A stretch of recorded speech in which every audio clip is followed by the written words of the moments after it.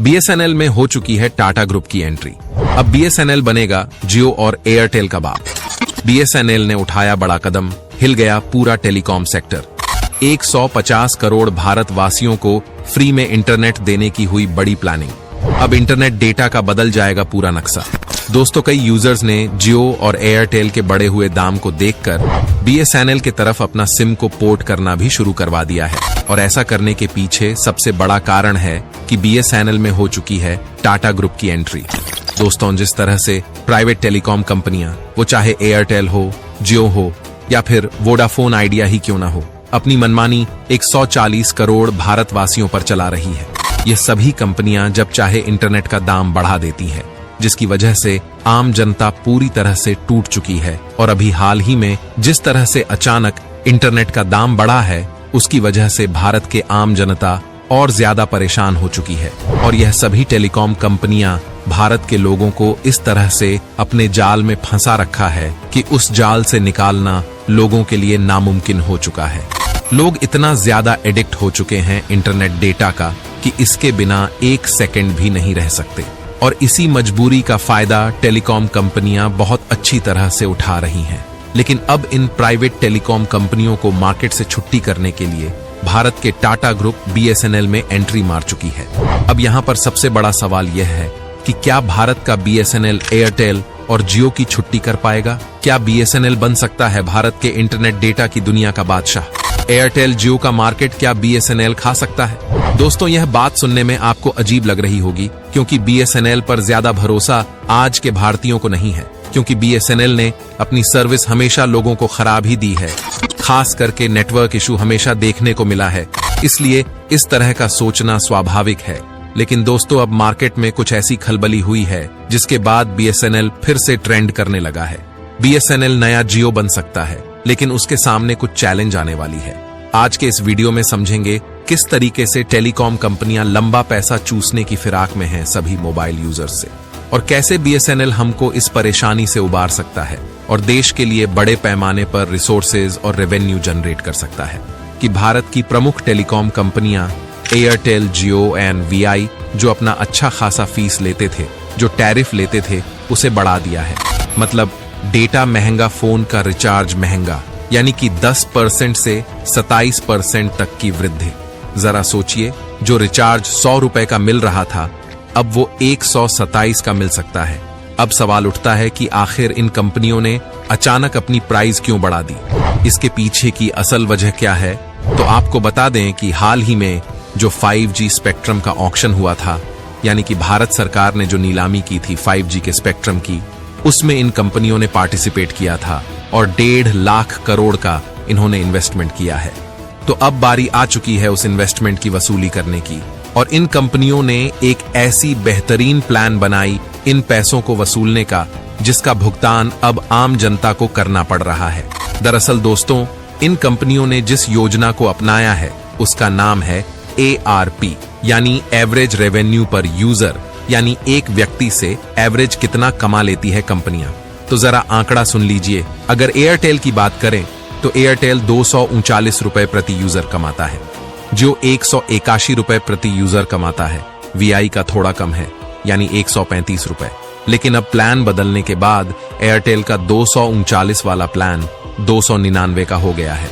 अब बाकी आप देख लीजिए, जियो कितना बढ़ाया है और वीआई कितना बढ़ाया है। यानी कि अब मार्केट से वसूली शुरू हो चुकी है। अब जो कंपनियां सर्विसेज दे रही हैं, उसकी एवज में पैसा लेना बड़े पैमाने पर शुरू कर चुकी है। और इन कंपनियों को ऐसा करने की जरूरत इसलिए पड़ी क्योंकि अगर वह पैसा नहीं लेंगे तो वह अपनी सर्विस अच्छे तरीके से यूजर तक नहीं पहुंचा पाएंगे, क्योंकि अच्छे सर्विसेज के लिए नए इंफ्रास्ट्रक्चर को डालना पड़ेगा। 5G इंफ्रास्ट्रक्चर डालने के लिए 5G हर जगह पहुंचाना होगा और इसमें पैसा लगेगा, अच्छी खासी लागत लगेगी। इसीलिए पैसा निकालने के लिए यूजर से पैसा लिया जा रहा है। लेकिन ये जो हाइप हुई है, प्राइसेस बढ़ी है, इसने मोबाइल यूज को काफी महंगा बना दिया आम आदमी के लिए। और इसलिए बीएसएनएल फिर से चर्चा में आ गया है, क्योंकि सभी कंपनियों ने अपने टैरिफ हाई करने की बात कह दी। लेकिन बीएसएनएल जहां है वहीं नजर आ रहा है। अगर वह बढ़ोतरी करेगा भी तो उतना नहीं करेगा। लेकिन देखा जाए तो बीएसएनएल इस वक्त सबसे सस्ता डेटा प्लान और सबसे सस्ता टेलीफोन प्लान दे रहा है। लेकिन दिक्कत यह है कि BSNL का 4G अच्छे तरीके से रोल आउट नहीं हो पाया है। यानी कि भारत के कई ऐसे शहर हैं, कई ऐसे गांव हैं जहां तक 4G नहीं पहुंचता। लेकिन एक खासियत BSNL के पास में है, वो ये है कि इसका रूरल बैकग्राउंड बहुत स्ट्रांग है। जो हमारे देहाती इलाके हैं, ग्रामीण इलाके हैं, वहां पर BSNL ही चलता है। वहां पर जियो एयरटेल नहीं पहुंच पाया अभी तक। ऐसी स्थिति में अगर BSNL सीरियसली चाहे तो BSNL इस वक्त सबसे बड़ी टेलीकॉम कंपनी बन सकती है। अगर टाटा ग्रुप सही तरीके से इसमें रिफॉर्म लाए, सही तरीके से बदलाव लाए, तो BSNL तुरंत अंबानी को, भारतीय एयरटेल वालों को, सबको हरा सकता है। दिक्कत यह है कि क्या BSNL को रिवाइव करने की कोशिश की भी जाएगी, और डूबा भी तो क्यों डूबा BSNL, आइए समझते हैं। दोस्तों, BSNL सबसे पहले शुरू होने वाले टेलीकम्युनिकेशन एजेंसीज में से एक है। ये 1 अक्टूबर 2000 में लॉन्च हुआ था। 2000 से लेकर 2009 तक BSNL का बूम था। सन 2009 में नई नई कंपनी आनी शुरू हुई। उन्होंने बेहतर कस्टमर सर्विस देने शुरू किए। कस्टमर्स के फोन को अगर कुछ प्रॉब्लम आ जाए तो जल्द उठाया करती थी। प्राइवेट कंपनियां जल्दी इंस्टॉलेशन करवाती थीं। रिपेयर का काम आता तो भी ठीक करती थी, और सारा कुछ एकदम जल्दी करके देती थी। इसीलिए सारी प्राइवेट कंपनियां पॉपुलर होने लगी। इनकी स्पीड अच्छी थी, कॉल ड्रॉप कम होते थे। और जब 2009 के बाद इंटरनेट बूम आने लगा भारत के अंदर, उसके बाद में ये सारी कंपनियों ने अपनी स्पीड बढ़ा दी, जबकि BSNL अपनी स्पीड नहीं बढ़ा पाया था। वीडियो उसमें बफर होते ही रहते थे, गोल गोल चक्कर घूमते रहता था, वीडियो आगे नहीं बढ़ पाता था। अभी भी कई जगह ऐसा सिचुएशन है जहां BSNL की स्पीड बेहद स्लो है, जबकि इंडिया में 5G तक रोल आउट हो चुका है। टेक्नोलॉजी का यह लैग, यानी पुअर कस्टमर सर्विसेज, उसमें खराबी और 4G को पूरी जगह अप्लाई न कर पाना, ये सारी चीजें बताता है कि क्यों BSNL को लोग छोड़कर जा रहे हैं। हर साल लाखों मोबाइल यूजर है जो BSNL से शिफ्ट होकर के जियो एयरटेल या VI में जा रहे हैं, और खासकर जो गांव से शहरों की तरफ आते हैं वो अपना नंबर पोर्ट कराना ज्यादा बेहतर समझते हैं। गांव में देखा जाए तो BSNL की बहुत अच्छी पकड़ है, स्पीड उतनी नहीं आती, लेकिन वहां BSNL ही काम करता है। ऐसे कई इलाके अब BSNL ने प्लान किया है कि सन 2024 के अंत तक टाटा ग्रुप के साथ मिलकर सभी यूजर्स तक 4G स्पीड पहुंचा देगा, और 2025 तक वह 5G पहुंचाने की कोशिश करेगा। अगर ऐसा होता है और इसमें खरा उतरता है BSNL, तो डेफिनेटली लोग BSNL की तरफ शिफ्ट हो सकते हैं। लेकिन फिर वही बात आ जाती है इंटरनेट स्पीड की। 4G बोलने के बाद अगर प्रॉपर स्पीड नहीं दे पाया, 5G बोलने के बाद भी नहीं दे पाया, कस्टमर की प्रॉब्लम को कॉल सेंटर वाले जल्दी फिक्स नहीं कर पाए, तो ऐसी स्थिति में BSNL आगे नहीं बढ़ पाएगा।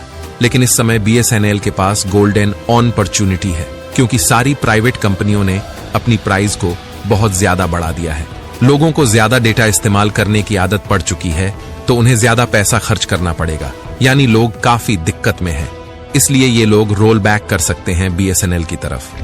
और अब BSNL यह अच्छी तरीके से जान चुका है कि इंटरनेट की दुनिया में कैसे भूचाल लाना है।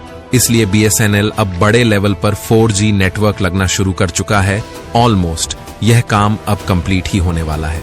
इससे देश के बड़े एरिया तक BSNL का 4G नेटवर्क पहुंचने की राह आसान हो जाएगी। खास बात है कि BSNL जहां भी अपने नेटवर्क को अपग्रेड कर रही है, उसे आगे 5G में बदलना आसान होगा। BSNL उन ग्रामीण इलाकों में 4G सर्विसेज को पहुंचाना चाहती है जहां किसी और कंपनी की सर्विस नहीं पहुंची है। मकसद उन इलाकों तक कनेक्टिविटी पहुंचाना है जो सुविधाओं से पीछे हैं, जो यूजर्स अभी 2G और 3G नेटवर्क से जुड़े हैं, उन्हें 4G नेटवर्क पर लाया जाएगा। अगर टाटा ग्रुप ने फाइनेंशियल सपोर्ट अच्छे से कर दिया तो निश्चित तौर पर BSNL कामयाब हो सकता है इस रेस में। तो दोस्तों,